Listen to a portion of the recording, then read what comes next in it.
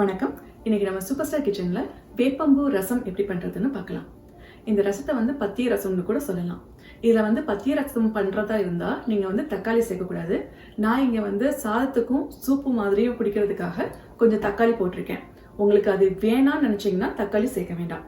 அப்புறம் இது சர்க்கரை வியாதி இருக்கிறவங்களுக்கு, சின்ன குழந்தைக்கெல்லாம் வயிற்றுல பூச்சி இருக்குன்னு சொல்லுவாங்க. அதுக்கெல்லாம் இந்த ரசத்தை வச்சு கொடுக்கலாம். வேப்பம்பூ கண்ணுக்கு ரொம்ப நல்லது, லிவரோட ஹெல்த்துக்கும் ரொம்ப ரொம்ப நல்லது.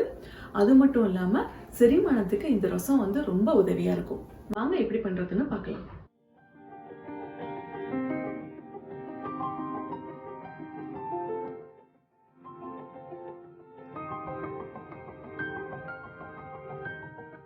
வேப்பம்பூ ரசம் பண்ணுறதுக்கு ஒரு மிக்சர் ஜாரில் 7 பல் பூண்டு, 1 டீஸ்பூன் கொத்தமல்லி விதை, 2 டீஸ்பூன் மிளகு, 2 டீஸ்பூன் சீரகம், 3 வத்தல், 1/4 டீஸ்பூன் வெந்தயம், 2 கொத்து கருவேப்பிலையை போட்டு கொஞ்சம் கொரகொரப்பாக அரைச்சி எடுத்துக்கணும்.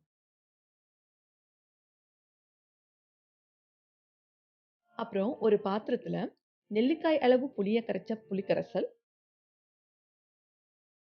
ஒரு தக்காளியை நல்லா பிசைஞ்சு புளிக்கரைசல்ல சேர்த்துக்கணும். அது கூட 2 கப் தண்ணீரை சேர்த்துக்கணும்.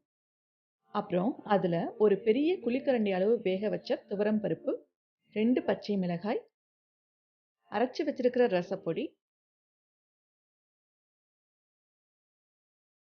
1/2 டீஸ்பூன் மஞ்சள் தூள், தேவையான அளவு உப்பு போட்டு நல்லா மிக்ஸ் பண்ணி ஸ்டவ்ல மீடியம் ஃப்ளேம்ல வச்சு பச்சை வாசம் போற வரைக்கும் கொதிக்க விடணும்.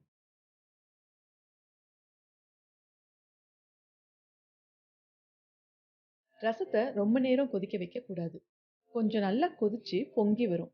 அந்த நேரத்துல ஸ்டவ் ஆஃப் பண்ணிட்டு கொத்தமல்லி தலையை தூவி இறக்கிடணும்.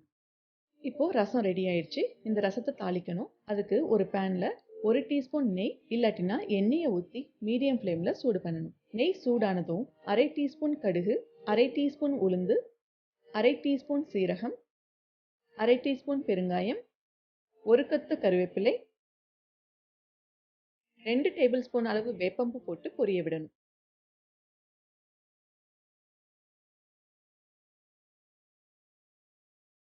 எல்லாமே வதங்கினதுக்கு அப்புறமா அதை அப்படியே ரசத்துல சேர்க்க வேண்டியதுதான். ஆரோக்கியமான வேப்பம்பூ ரசம் அருமையா ரெடி ஆயிடுச்சு. வேப்பம்பூவோட கசப்பு தன்மை இந்த ரசத்துல கொஞ்சம் இருக்கும், ஆனா ரொம்ப கசப்பா இருக்காது. உடலுக்கு ரொம்ப ரொம்ப நல்லது. இந்த ரசத்தை நீங்க சூப்பு மாதிரியும் குடிக்கலாம், சாதத்துல ஊத்தியும் சாப்பிடலாம். ரொம்ப அருமையா இருக்கும். நீங்களும் இந்த ரெசிபியை உங்க வீட்டுல ட்ரை பண்ணி பாருங்க. மறக்காம சூப்பர் ஸ்டார் கிச்சனை சப்ஸ்கிரைப் பண்ணிக்கோங்க. பக்கத்துல இருக்கிற பெல் பட்டனையும் பிரஸ் பண்ணிக்கோங்க. அப்பதான் நான் அப்லோட் பண்ற வீடியோஸை மிஸ் பண்ணாம நீங்க அடுத்தடுத்து பார்க்க முடியும். உங்களுக்கு இந்த வீடியோ பிடிச்சிருந்ததுன்னா லைக் பண்ணுங்க, கமெண்ட் பண்ணுங்க, ஷேர் பண்ணுங்க. நன்றி.